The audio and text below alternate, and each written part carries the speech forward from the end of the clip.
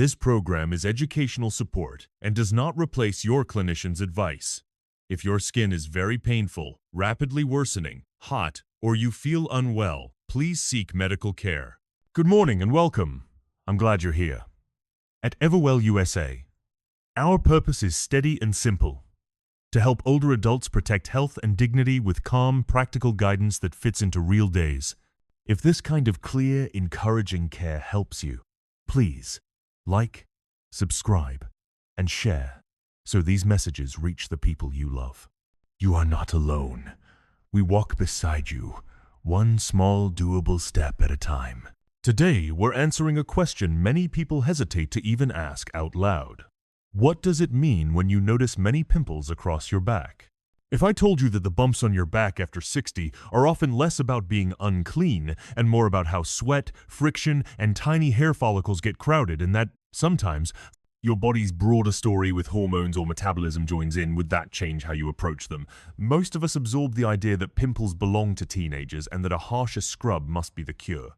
But the skin you live in at 65 or 75 has a different rulebook. It produces oil differently, sheds cells more slowly, and responds to clothing, heat, and routines in ways that surprise even the most careful person. When you understand that, shame loosens its grip and a kinder plan appears. Let's begin with the simple truth your back has been trying to tell you. Your back is covered with countless tiny hair follicles. Each follicle is a doorway. When sweat dries on the skin after a walk or a busy morning, when a favorite shirt rubs the same patch, when a thick body lotion or sunscreen doesn't quite wash away, those doorways get crowded. A crowded doorway swells. A small, tender bump forms. This isn't failure. It's an honest reaction to traffic at a tiny front door. Add the way later life skin sheds cells a touch more slowly, and you can see how easily those doors clog. The most common name for this pattern is follicle irritation. When the follicles become inflamed, clinicians call it folliculitis. That word sounds heavy. The picture is familiar. Small red or flesh-colored bumps, sometimes with a white tip, scattered where sweat, friction, and residue are most loyal mid-back, along bra lines, under backpack straps, where waistbands sit. They can itch or sting, and the urge to scratch makes everything louder. There is also the pattern where bumpy areas come and go with the weather and with routine, and you notice the skin looks a little shiny or waxy between flares. That is your oil glands playing a bigger role. Changes in hormones, shifts in weight, new medications, or even long, hot showers can nudge your skin toward producing a film that sits a little longer on the surface. On the back, where reaching for a gentle scrub is hard, this residue builds into a film that welcomes more friction and more bumps. If you've ever noticed that your back feels calmer after a week of cooler showers and quicker rinses, you've already met this truth. Intensity is not your friend here. Consistency is. Sometimes, the wider body taps your shoulder through the skin.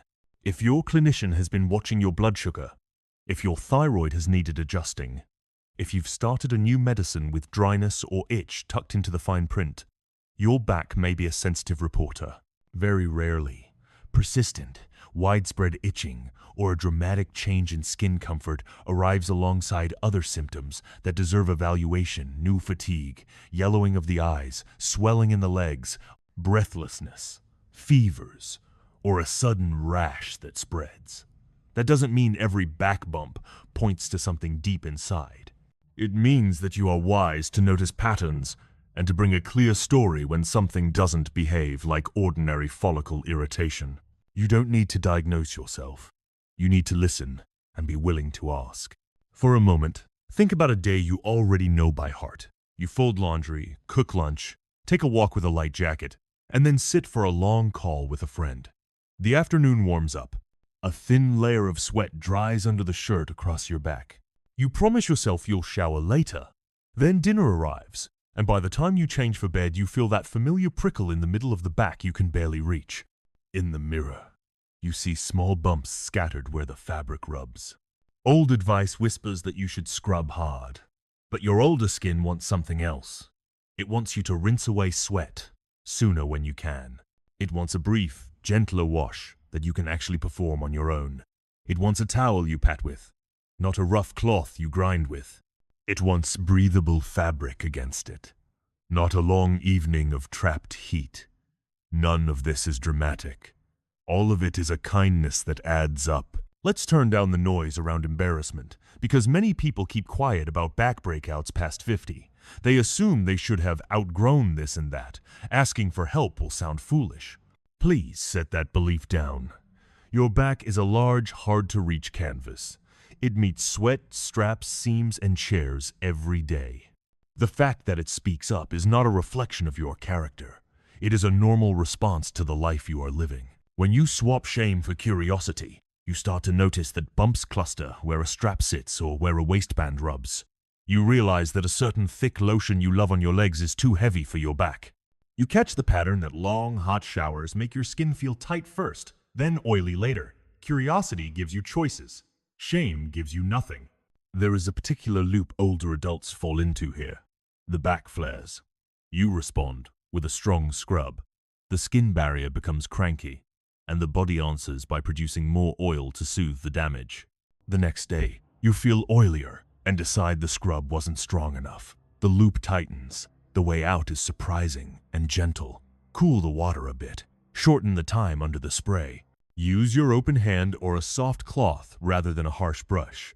Rinse thoroughly, not frantically. Dry with patience and slip on a clean, breathable shirt. If you sweated in the morning, give yourself the gift of a quick rinse and fresh fabric before dinner. The back rewards routines that reduce friction, residue, and trapped dampness. You don't need a new personality to do this. You need one or two small habits that you repeat. I also want to speak clearly about the handful of red flags that suggest you should be seen rather than simply soothe at home.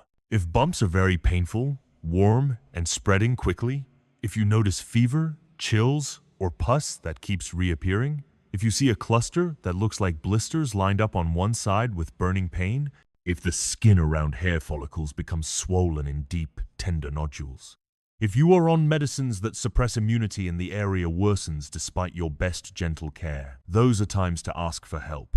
You are not bothering anyone by seeking care. You are practicing wisdom.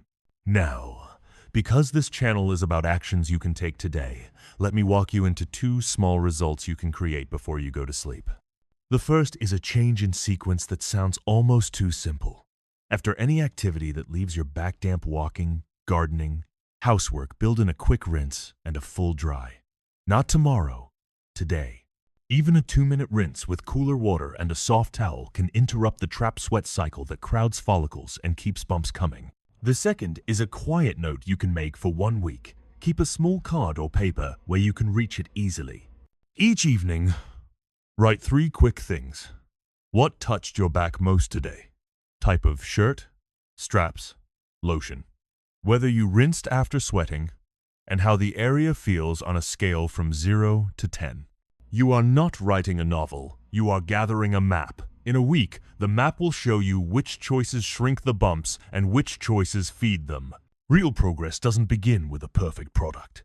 It begins with noticing. There's a softer story inside this topic, and it belongs to more people than you think.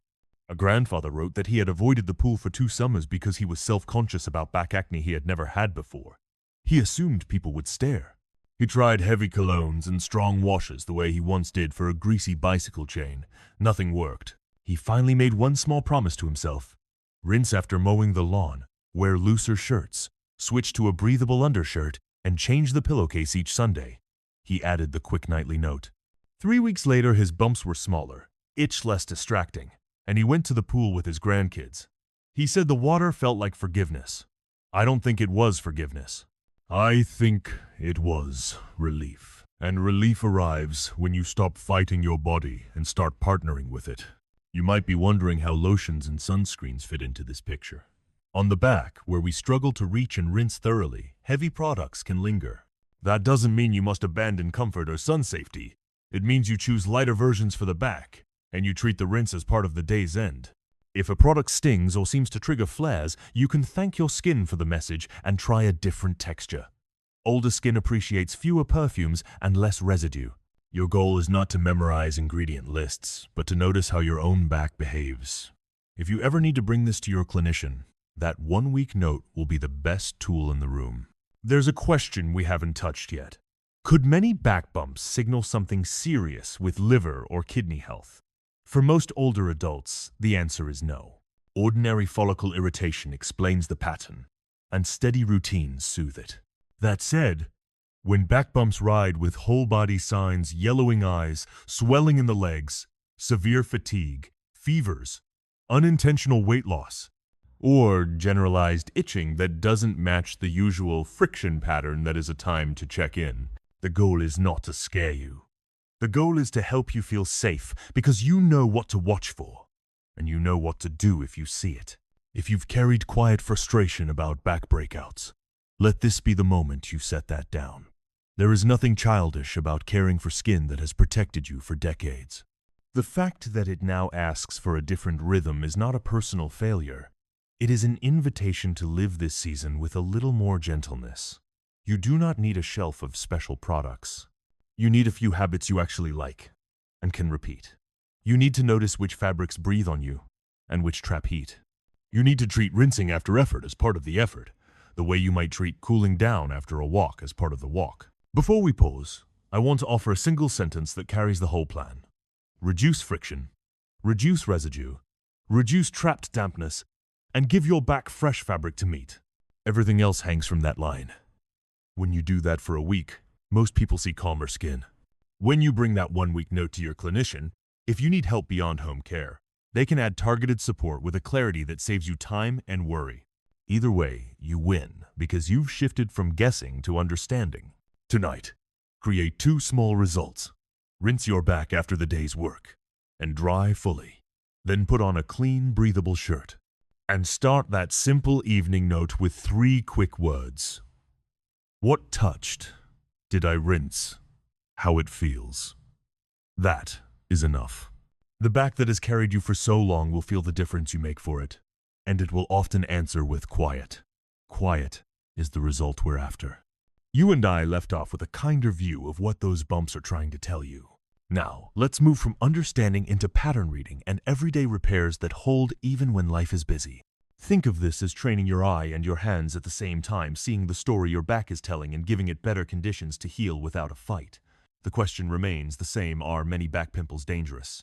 And the answer is still that most are ordinary follicle irritation fed by sweat, friction, and residue.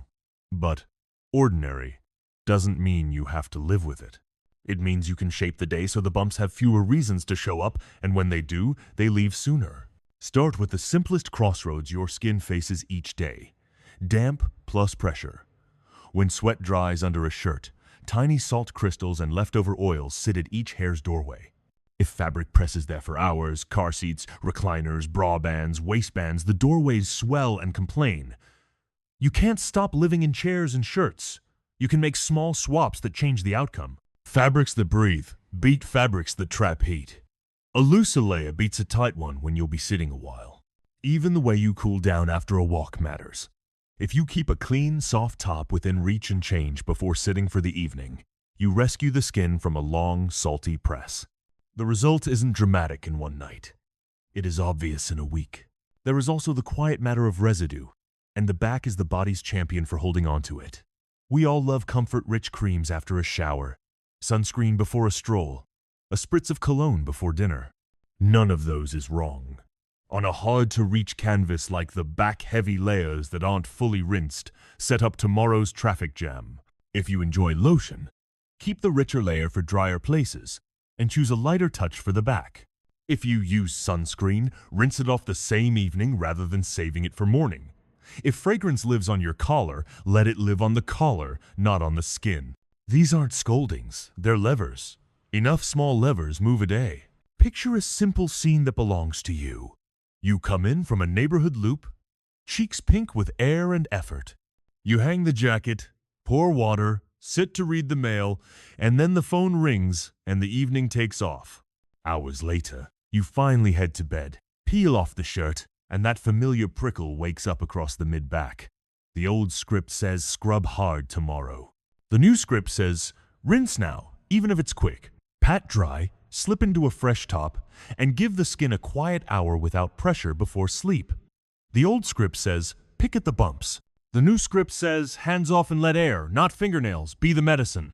New scripts feel awkward for 3 days, then sensible in week 2, then obvious by the end of the month. Many people ask where hormones and metabolism fit in, and whether those bigger words make their back spots dangerous. For most older adults, they do not make the bumps dangerous. They make the skin easier to irritate. Later life brings gentler oil production in some areas and stubborn film in others. Sugar highs leave more inflammation on the table. Thyroid shifts can change how fast skin renews itself. New medicines can nudge dryness or itch. You cannot control every dial. You can steady the ones that answer your hands cooler water, shorter showers, full rinse, full dry, and fabrics that breathe.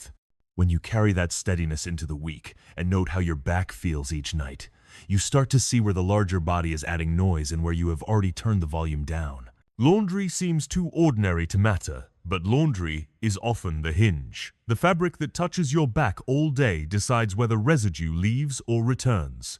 If your favorite tops and undershirts never get a hot wash, if fabric softeners and scented beads cling like a film, the clean you feel may be a layer your follicles do not love. Choosing a simpler wash and rinsing well can do more in 7 days than any heroic scrub. The same goes for the chair where you nap and the recliner where you watch the ball game. If the back warms the same spot every afternoon, slip a clean cotton towel between you and the upholstery and change it often. You are not redecorating your life. You are giving the back less pressure and less film to argue with. Sunscreen earns a special word because it protects you from harm and can still cause mischief if it stays too long. Keep using it outdoors. Then, that same day, invite it off the stage with a rinse and a gentle wash. On hot days when you are in and out of the sun, a quick midday rinse can be the difference between calm and cranky skin at night. If you swim, do your skin the kindness of a freshwater rinse as soon as you leave the pool, rather than waiting for bedtime to wash away chlorine and salts. These are the moments older skin remembers. Sometimes the feelings are louder than the bumps. A person in their 70s who never had back acne may feel a sting of embarrassment along with the itch. That feeling can keep you home from the pool, away from the beach with grandkids, or out of your favorite shirt. I'd like you to notice what happens when you trade embarrassment for experiment. Embarrassment says, hide. Experiment says, let me test one change this week. You swap the heavy lotion for a lighter one on the back. You rinse and dry after mowing. You rotate the 2 shirts you wear most often and wash them more simply. You draw one small check mark on the calendar each time you rinse after effort. A week later, the bumps are fewer and softer, and your mind has proof that your actions matter. That proof lifts your shoulders in a way no product label ever will. There are, of course, times when bumps on the back don't behave like ordinary follicle irritation, and you should be seen. Pain, heat, spreading redness, fever, clusters that look like blisters marching on one side, or deep, very tender nodules that keep returning despite your steady routine. Those are not moments to wait. Getting help sooner shortens the story. But for the common, scattered bumps that follow straps and seams and sweat, home routines are not second best. They are the main road. Let's bring the clinic into this in a way that serves you.